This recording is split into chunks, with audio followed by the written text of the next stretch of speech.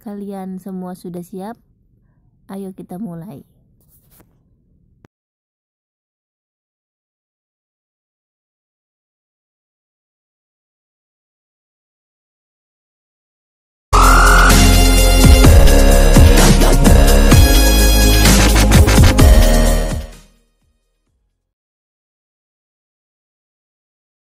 Warahmatullahi wabarakatuh. Perkenalkan, saya peserta KKN dari Sedaisma Jenang, KKN Desa Cilempuyang. Saya akan melaksanakan tugas kegiatan interview dengan pendidik dan wali murid. Untuk kegiatan saya kali ini, saya mengangkat tema dampak pandemik virus corona terhadap pendidikan. Sejak 16 Maret 2020, kebijakan pemerintah untuk memutuskan siswa-siswi belajar di rumah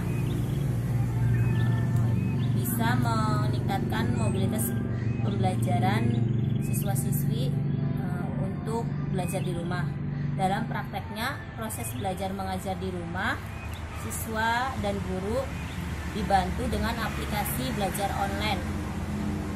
Namun sejumlah kesulitan ditemui oleh guru dan wali murid itu sendiri.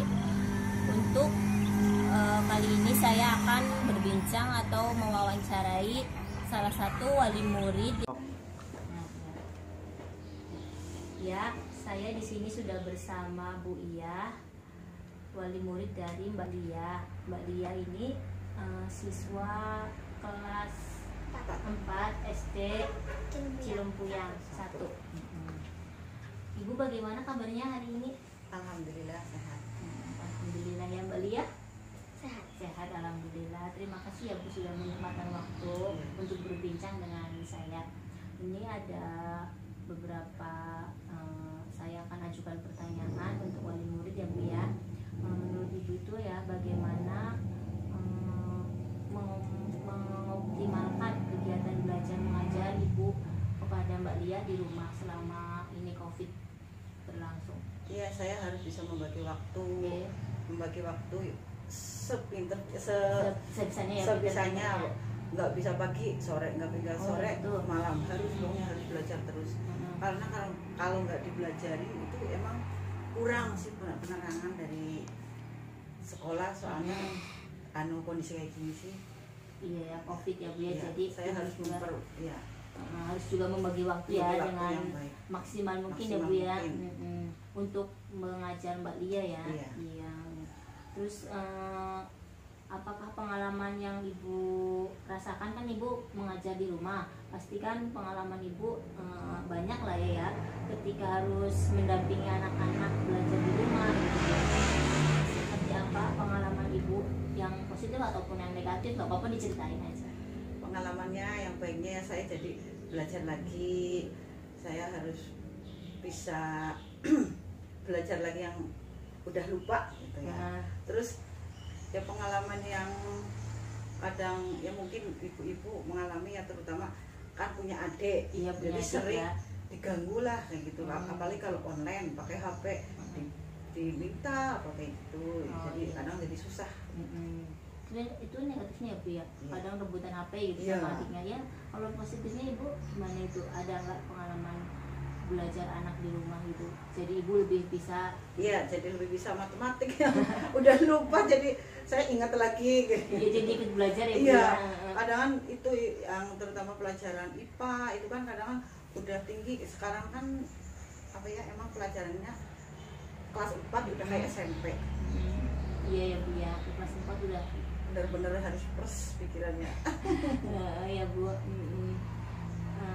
Apa namanya, corona ini belum berlalu ya Bu ya, masih ada. Kadang orang-orang tuh jenuh ya Bu ya dengan keadaan ini.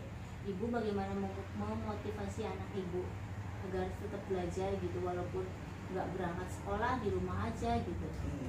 Ya pokoknya saya harus selalu memberi semangat, harus selalu mendampingi, biar walaupun corona nggak seperti ada corona, tetap belajar ya, gitu yang biasa. Iya. Mbak Lia gimana Mbak Lia? rasanya nggak sekolah, nggak berangkat sekolah, sekolahnya di rumah belajarnya? Nggak senang. Oh, belajarnya pengen di sekolahan. Sama mama di rumah gimana belajarnya? Senang. Diajarin sama mama.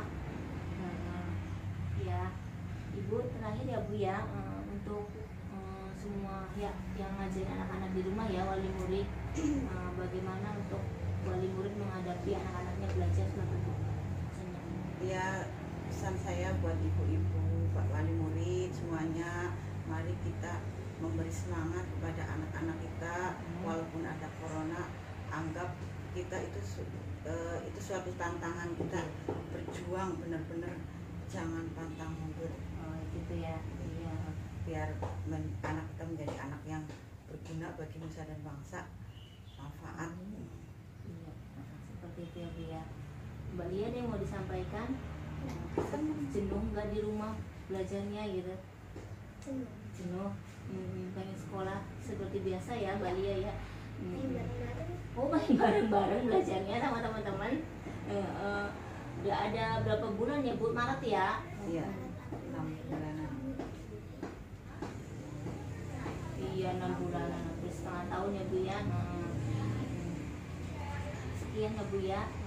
Terima kasih perbincangannya, semoga bermanfaat dan mohon maaf bila ada kesalahan. Ya, dilanjutkan perbincangan pada saat ini. Saya sudah bersama salah satu guru di Desa Cilempoyang, yaitu beliau Bapak Lukman Hasan. Ya, perkenalkan, nama saya R. Lukman Hasani, salah satu guru SD. Tempat tugas saya di SD Bantar Panjang 05, Kecamatan Simanggu. Kebetulan saya warga asli Cilempoyang sini. Oke, terima kasih Pak. Itu ya sedikit perkenalan dari Pak Lukman yang saya akan berbincang dengan beliau tentang dampak virus corona terhadap dunia pendidikan. Pak udah gak asing ya dengar corona, bosan mungkin ya, apa jenuh? Jenuh. Iya.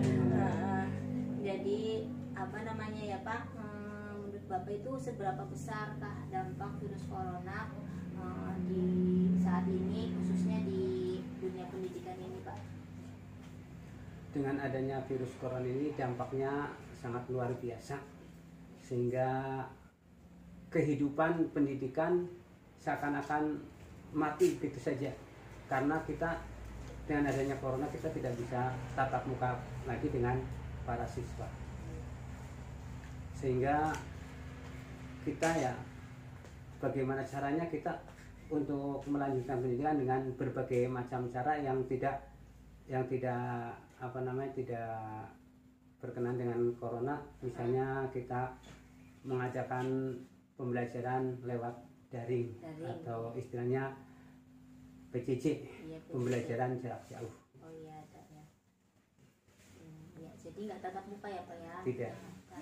Kita menghindari itu, mengantisipasi ya Pak ya, dengan virus corona. Oke, selanjutnya Pak, efektivitasnya langkah belajar dari rumah itu pada saat ini yang kita jalani selama ini Pak? Pembelajaran jarak jauh tidak begitu efektif, karena bagaimanapun kalau kita tidak tatap muka, kita tidak bisa mentransfer ilmu secara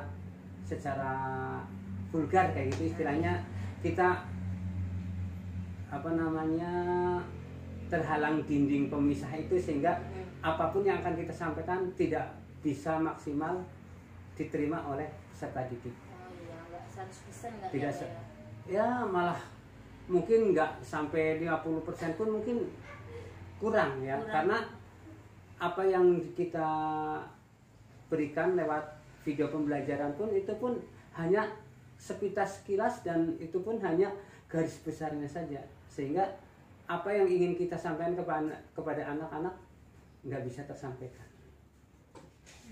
Itu ya Pak ya, jadinya banyak yang kendalanya ya Pak? Kendalanya sangat banyak, apalagi di daerah kita yang bukan di kota, notabene di desa itu sinyal tidak bisa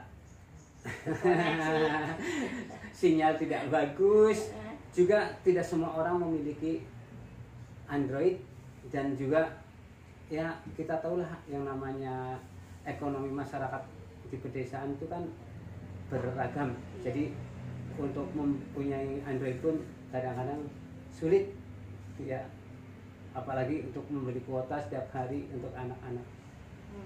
Jadi kebijakan Bapak untuk anak-anak ada Kak? Maksudnya belajarnya dari rumah atau gimana itu? Ya kebijakannya sih ya kita mencoba belajar dari rumah, tapi sewaktu-waktu kalau kita perlukan ya memang kita memerlukan ya mungkin kita mendatangi rumah siswa untuk sekedar mencari informasi dan kita memberikan sekedar tambahan ilmu yang kita miliki. Jadi saat ini masih dari rumah ke rumah atau udah pure maksudnya murni dari?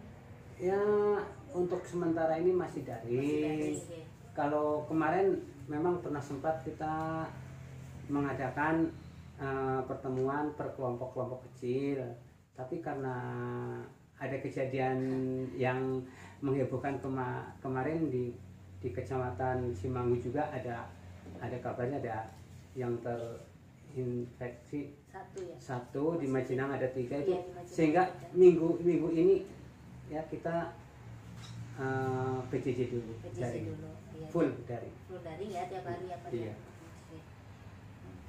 Ya jadinya tidak efektif ya Pak ya? Ya sangat tidak efektif. Iya. Untuk penutup Pak, silakan Bapak kasih pesan untuk khususnya buat tenaga guru ya Pak ya, tenaga pendidik. Silakan. Ya pesan saya kepada teman-teman pendidik ya, yang pertama kita harus bersabar karena yang namanya corona ini bukan kehendak kita, itu semua kehendak yang di atas, sehingga kita tidak boleh mengeluh dengan adanya corona ini.